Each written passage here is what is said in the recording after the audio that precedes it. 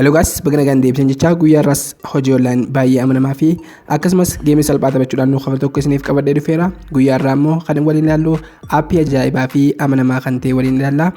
Aappii guyyaa irraa keessatti kan ilaallu wantoota sadii kan waliin ilaallu ta'a. Tokkoffaarratti akkaataa aappii kana keessatti itti mazaggabannu, lammaffaarratti ammoo akkamitti aappii kana boonasii akkamitti keessaa fudhannuu fi akkasumas maallaqa hojjannee akkamiin akka keessaa baafnu wal duraa duubaan ni ilaalla. Aappii guyyaa irraa immoo baay'ee filatamaadha fi akkasumas baay'ee amanamaadha. Guyyaa irraa immoo step by step kan ilaallu akkaataa aappii kana keessatti itti mazaggabannu fi waa hunda kan waliin ilaallu ta'a. Jalqaba irratti osoo yeroo teenyeef kallattumaan gara barnootaa keenyatti haa deebinu. Jalqaba irratti maal gootu?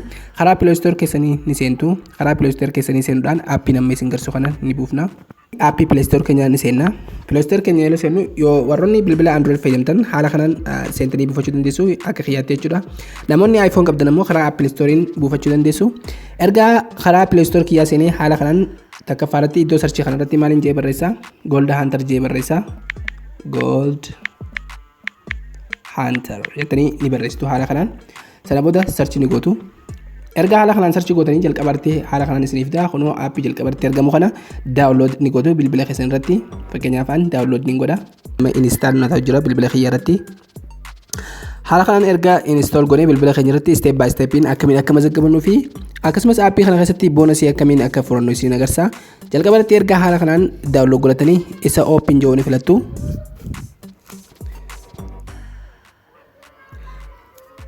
Aappichi yeroo jalqaba bantan haala kanaan termii isaanii isiniif fida. Daataa isaanii haala kanaan isa agrii joo kana ni filanna.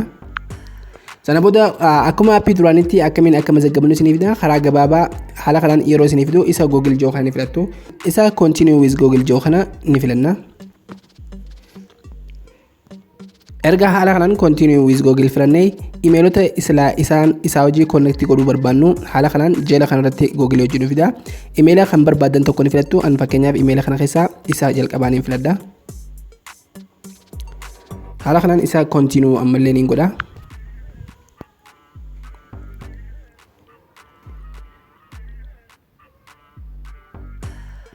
Haala kanaan erga naa baname guys amma GDPR na gaafata isa kanarratti umrii kiyya ni guuta. Fakkeenyaaf umrii hanga barbaadan ni gootanii fakkeenyaaf 25 ni godha. Sana booda kan asirratti argamu genderii kan jiru saala kana keessaa namoonni dhiira taatan meelii filattu kan dhalaa taatan ammoo female filattu. Fakkeenyaaf an isa male jiru ni filadha.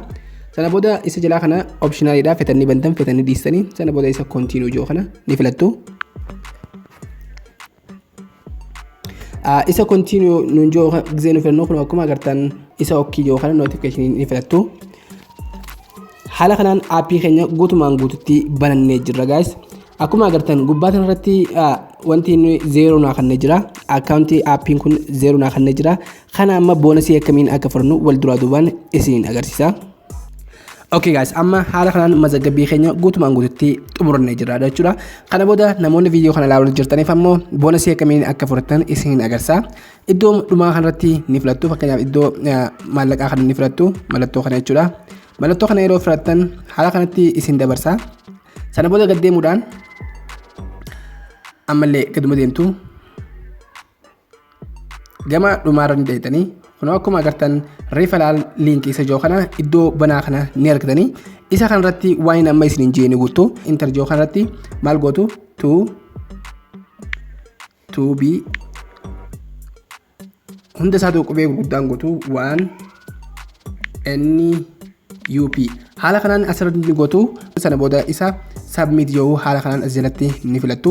Sana booda boonasii kallattumaan isiniif kannaa jechuudha. Boonasii namoonni fudhatan ammoo komentii irratti na beeksisaa. Haala kanaan ni gootu. Sana booda geem salphaa taphachuudhaan maallaqa keessan fudhachuu ni dandeessu. Fakkeenyaaf isa libbii kana ni filattu. Isa libbii kana yeroo filattan haala kanaan waan barbaadan geemii garaagaraa akkasumas viidiyoo fi kanneen kana fakkaatan daawwattanii maallaqa keessan hojjechuu ni dandeessu guys. Haala kanaan hojjechuu dandeessu. Maallaqa keessan ammoo keessaa baasuudhaaf iddoo maallaqaa kanatti deebitanii sana booda maallaqa doolaara hanga kana koinii 300 akkasumas koinii 10,000 doolaara takkaa fi akkasumas hanga doolaara 50 illee hojjechuu dandeessu guys. Haala kanaan irraa baafachuu dandeessu. Wanti nama gammachiisaa immoo gara maallaqa keessan warri biyya alaa jirtan gift kaardii fudhachuu dandeessu.